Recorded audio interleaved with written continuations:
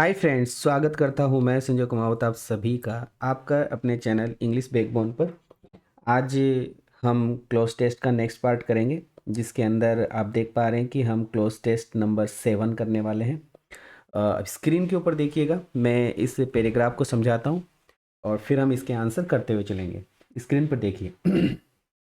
The political condition, हमें बताया जा रहा है कि जो पॉलिटिकल कंडीशन है ऑफ इंडिया, भारत की मतलब पीछे से लेंगे।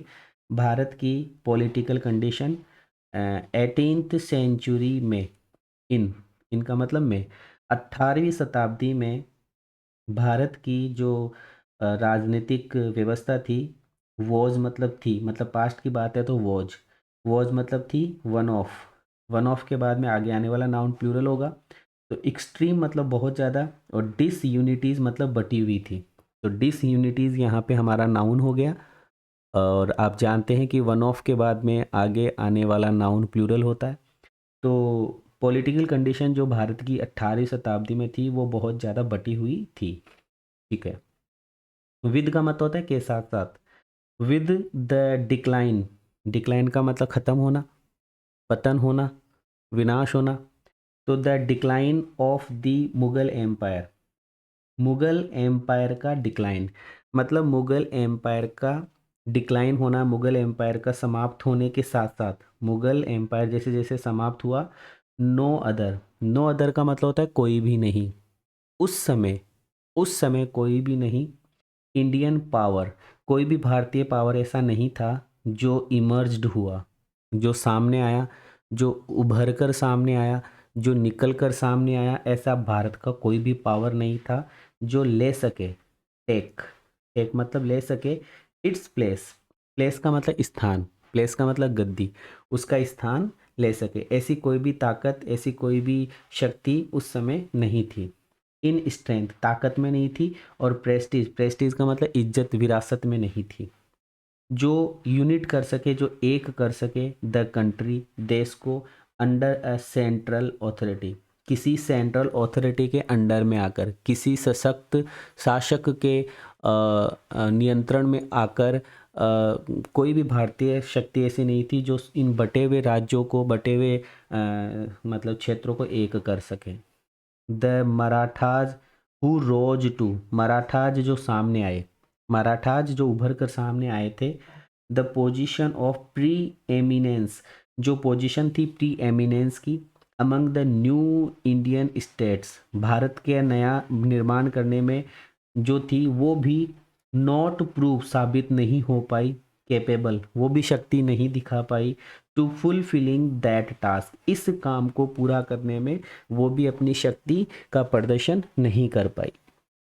लीजिए सर, ये मैंने आपको पढ़ाया, इसको एक बार दोबारा से पढ़िएगा आप, है ना, और फिर बात करते हैं।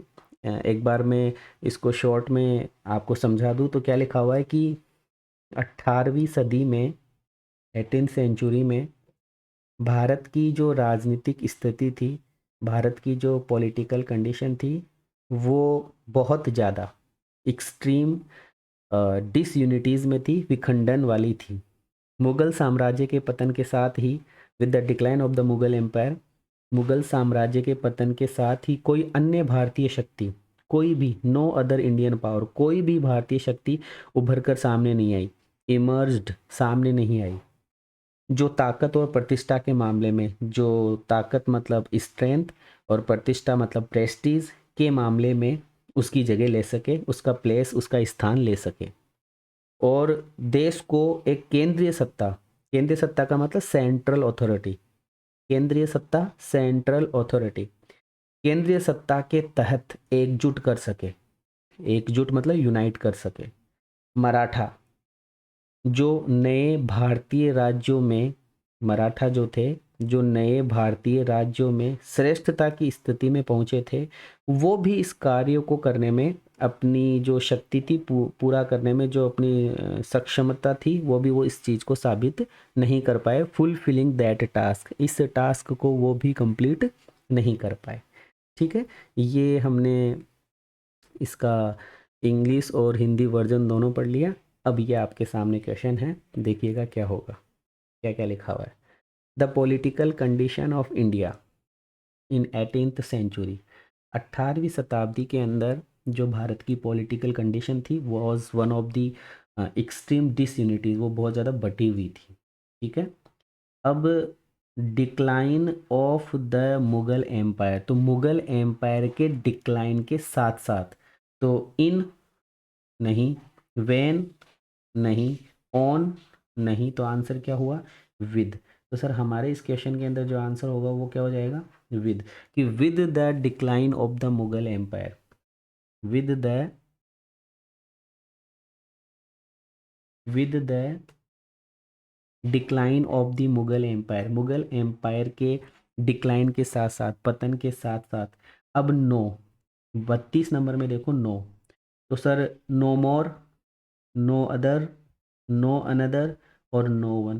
पहली बात तो सर यहाँ पर बात की जा रही है कि sir no other Indian power, कोई भी भारतीय पावर, क्योंकि बात यही हो रही है। नो वन का मतलब तो कोई नहीं, और नो अदर का मतलब क्या होता है? तो सर यहाँ आप स्क्रीन के ऊपर देखिएगा कि अदर इज़ यूज्ड, हमें बताया जा रहा है अदर का यूज किया जाता है डिनोट करने के लिए एक पर्सन या एक वस्तु दैट इज़ डिफरेंट, जो अलग है या जो डिस्टिंक्ट है।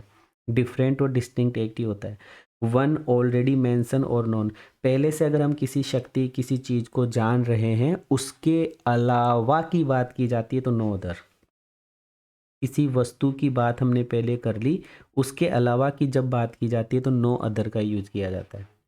तो हमने पहले मुगल एम्पायर की बात कर ली, अब मुगल एम्पायर के अलावा, तो नो वन तो लगा ही नहीं सकते, क्योंकि नो वन का मतलब तो क्या होता है? कोई भी नहीं। लेकिन हमने पहले से बात किसकी कर ली? मुगल एम्पायर की।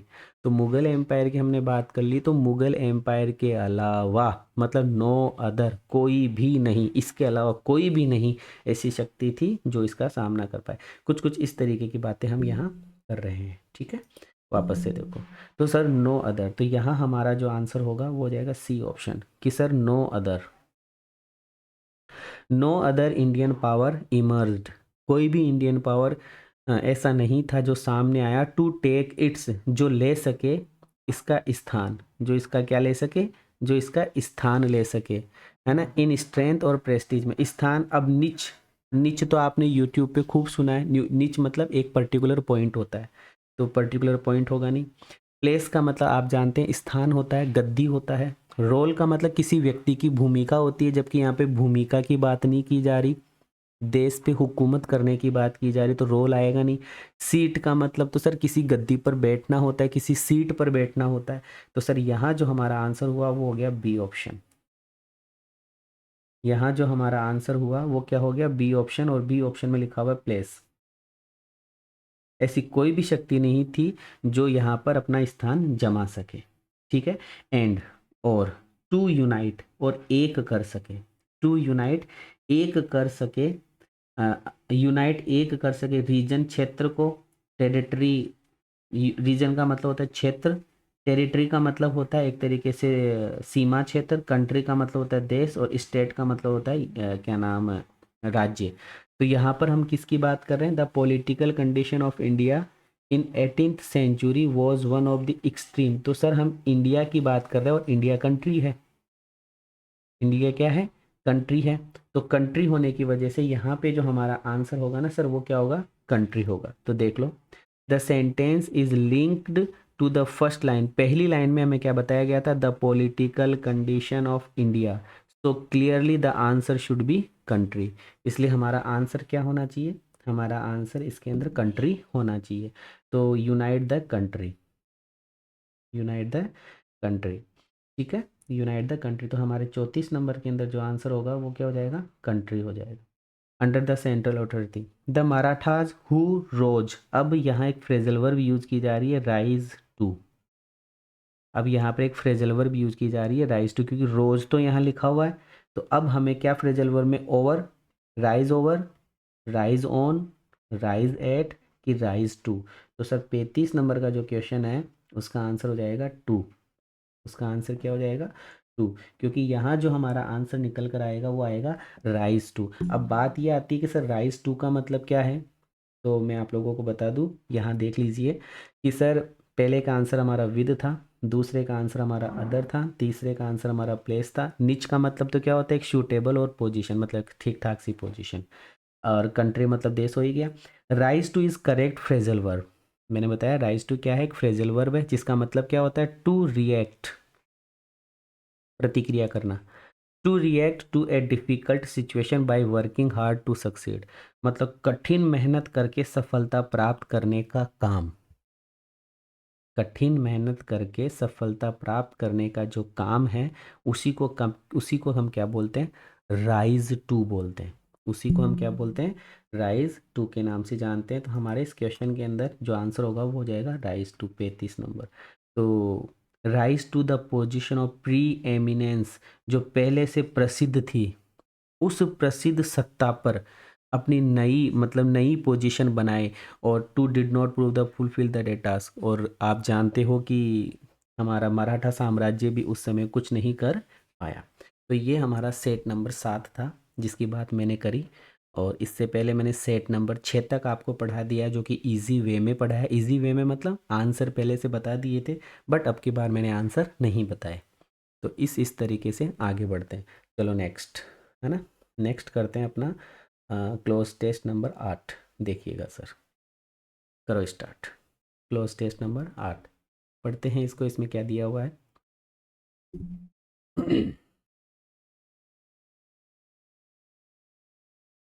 आइए, लिखा हुआ है कि during the region, REIGN, region मतलब क्षेत्र। During the region of Aurangzeb, मतलब औरंगजेब के शासन में। औरंगजेब के शासन में, औरंगजेब कौन था, इसमें बताया जा रहा है कि the last of the Mughals, Mughals का लास्ट एम्पायर था, मतलब मुगल्स का अंतिम शासक मान लो, जिसने अच्छे से राज करा हो, मतलब मुगल साम्राज्य को बढ़ाया हो। ठीक है। देयर वर रिवोल्ट्स, हमें बताया जा रहा है देयर। अब आपको पता है देयर का यूज़ सिंगुलर और प्लूरल दोनों के लिए होता है। यहाँ पर रिवोल्ट्स का मतलब होता है दंगे, तो हमारा वर ऑटोमेटिकली सही है कि देयर वर रिवोल्ट्स, बहुत ज़्यादा रिवोल्ट्स थे, बहुत ज़्यादा दंगे थे अगेंस्ट, के खिलाफ द एम्पायर। एम्पायर का मतलब साम्राज्य। उस समय साम्राज्य को लेकर बहुत ज़्यादा दंगे थे, मतलब during the region of Aurangzeb, Aurangzeb के शासन काल में।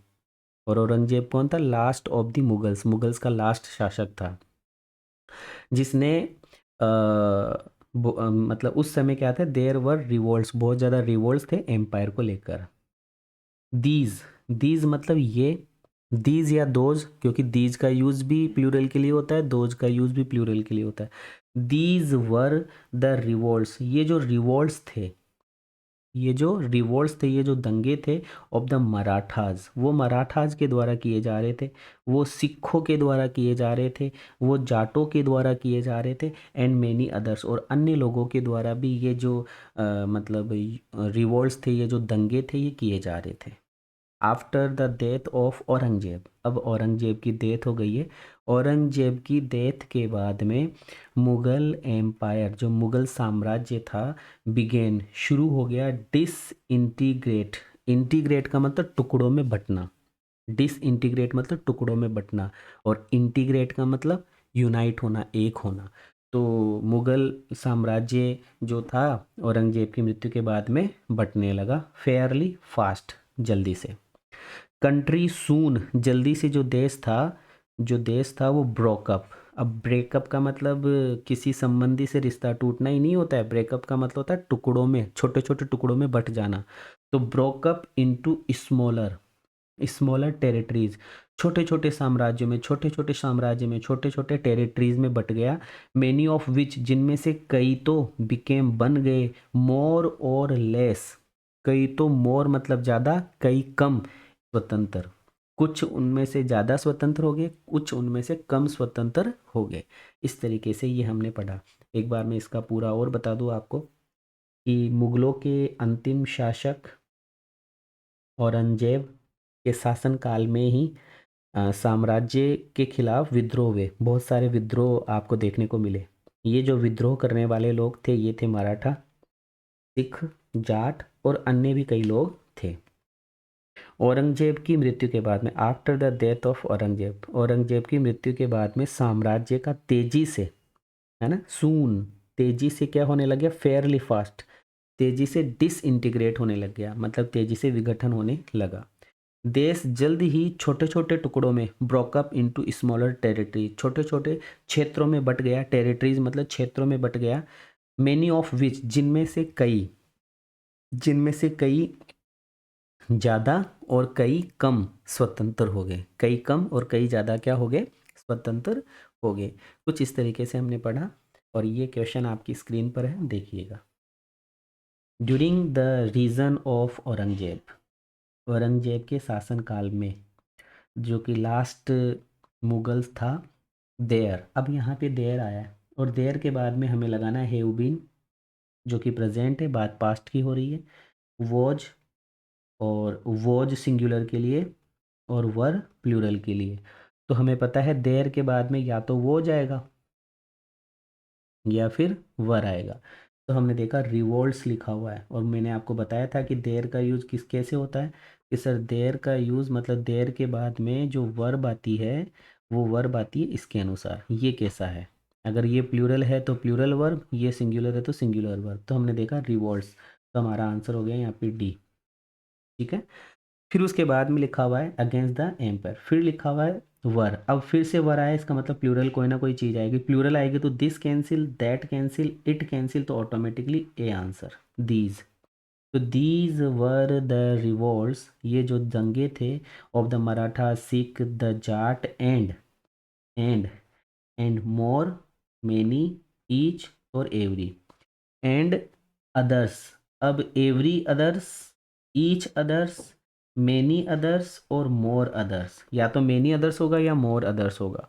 तो सर ज़्यादा के लिए मेनी अदर्स का यूज़ नहीं, हमें किसका यूज़ करना पड़ता है, मोर अदर्स का यूज़ करना पड़ता है। इसका यूज़ करना पड़ता है, हमें मोर अदर्स का यूज़ करना पड़ता है। तो हमारा इस क्वेश्चन के अंदर जो आंसर होगा वो क्या हो जाएगा, मोर, मोर अदर्स। ठीक है, फिर इसके बाद में क्या है, after the death of Aurangzeb, Aurangzeb की मृत्यु के बाद में मुगल एम्पायर बिगेन। अब मुगल एम्पायर बटने लग गया, यहाँ पे मुगल एम्पायर क्या हो गया, मुगल एम्पायर जल्दी से बट गया। तो डिस्पर्स का मतलब होता है बिखरना, डिस्टर्ब का मतलब होता है किसी को छेड़ना, डिस्टर्ब का मतलब भी किसी को छेड़ना, और डिसइंटीग्रेट का मतलब होता है टुकड़ों में विभाजित हो जाना। टुकड़ों में क्या हो जाना, टुकड़ों में विभाजित हो जाना, तो डिसइंटीग्रेटेड आ जाएगा। द कंट्री सून, और जल्दी ही देश छोटे छोटे टुकड़ों में, इनटू स्मॉल टेरिटरीज, स्मॉलर, और देखो आप यहाँ पे स्मॉलर है ना, छोटे छोटे टुकड़ों में बट गया। तो ब्रेक इन, ब्रोकन जो लिखा हुआ है ये अंदर आने के लिए होता है, ब्रेक ऑफ कोई वस्तु टूटने के लिए होता है, ब्रेक आउट और ऑफ भी होगा शायद यहाँ पे, है ना। और ब्रोक आउट का मतलब होता है टुकड़ों में विभाजित हो, मतलब ब्रोक आउट का मतलब होता है किसी चीज़ का छिड़ जाना, और ब्रेकअप का मतलब मैंने अभी भी बताया छोटे छोटे टुकड़ों में बट जाना। तो हमारा आंसर यहाँ पे क्या हो जाएगा, ब्रोकअप। ठीक है, इस चीज़ को मैं और समझा देता हूँ। तो देयर के साथ में वर क्यों आया, क्योंकि रिवोल्ट्स लिखा हुआ था, ये पहले का आंसर है। दूसरे का आंसर दीज, क्योंकि दिस लिखा हुआ है जो कि सिंगुलर है, इट लिखा हुआ है जो कि सिंगुलर है, दैट लिखा हुआ है जो कि सिंगुलर है, तो हमारा आंसर ऑटोमेटिकली क्या हो गया, दीज हो गया। तीसरा है अकॉर्डिंग टू द कॉन्टेक्स्ट, ये जो कॉन्टेक्स्ट है, ये जो टेक्स्ट है, वी नीड ए वर्ड, हमें एक ऐसे शब्द की ज़रूरत है जो टू शू मोर क्वांटिटी, जो ज़्यादा क्वांटिटी दिखाए। तो सर यहाँ पे हमारा आंसर हो जाएगा मोर। और मोर क्यों हुआ, क्योंकि सब जानते हैं, क्योंकि मोर अदर की बात हमें करनी थी, किसकी बात करनी थी हमें उसके अंदर, मोर अदर्स की बात करनी थी। तो यहाँ हमारा आंसर हो जाएगा मोर अदर्स। ठीक है, और इसके बाद में लास्ट एंड फाइनल देखते हैं डिसइंटीग्रेट, सेकेंड लास्ट देखते हैं। डिसइंटीग्रेट का मतलब क्या होता है, ब्रेकअप इनटू स्मॉल पार्ट्स, छोटे छोटे टुकड़ों में बंटना, याद कर लेना डिसइंटीग्रेट। डिसइंटीग्रेट का मतलब छोटे छोटे टुकड़ों में बंटना। डिस्पर्स का मतलब क्या होता है, डिस्पर्स का मतलब होता है डिस्ट्रीब्यूट, डिस्ट्रीब्यूट का मतलब बांटना। Spread over a wide area, wide area मतलब बड़े बड़े क्षेत्र में किसी चीज़ को बिखेरा जाता है, वो डिस्पर्स होता है। देखो अब शब्दों की बनावट की चीज़ सीख लो यहाँ पर। डिस्पर्स, डिस्पर्स का मतलब है डिस्ट्रीब्यूट करना, बांटना, लेकिन बड़े स्तर पर बांटना डिस्पर्स होता है, बड़े स्तर पर बांटना डिस्पर्स होता है।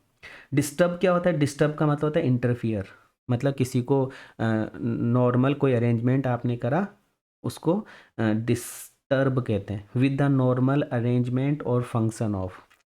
डिसरप्ट, डिसरप्ट का मतलब होता है इंटरप्ट करना। इंटरप्ट मतलब किसी घटना, किसी एक्टिविटी, किसी प्रोसेस के अंदर किसी को क्या करना, डिस्टरबेंस करना। इसलिए हमारा आंसर क्या हुआ था, डिसइंटीग्रेट, क्योंकि छोटे छोटे टुकड़ों में, छोटे छोटे टेरिटरीज में क्या हो गया था, बट गया था। ब्रेक इनटू, ब्रेक इनटू का मतलब होता है बिल्डिंग में घुसना। ब्रेक ऑफ का मतलब होता है कोई चीज़ का टूटना। ब्रेक आउट ऑफ का मतलब होता है किसी चीज़ से निकल कर भाग जाना, ठीक है। और ब्रेकअप का मतलब होता है जनरली रिश्ता तोड़ना और छोटे छोटे टुकड़ों में बंटना, छोटे छोटे टुकड़ों में बंटना, ठीक है। इस प्रकार से ये हमारा जो क्वेश्चन था, ये जो हमने पढ़ा अभी, ये जो पैराग्राफ आपने अभी अभी पढ़ा ये वाला, है ना, जिसका इस तरीके से हमने इसको पढ़ने की कोशिश की, ये कंप्लीट हुआ। और अब मुझे बताइएगा आप कि कैसा ये जो वीडियो था आपको लगा। अपन ने 2 क्लोज टेस्ट कंप्लीट करे हैं और इसी तरीके से हम चलते रहेंगे। विदा लेना चाहूँगा आप सभी प्यारे बच्चों से। Thank you so much. Bless you all. जय हिंद।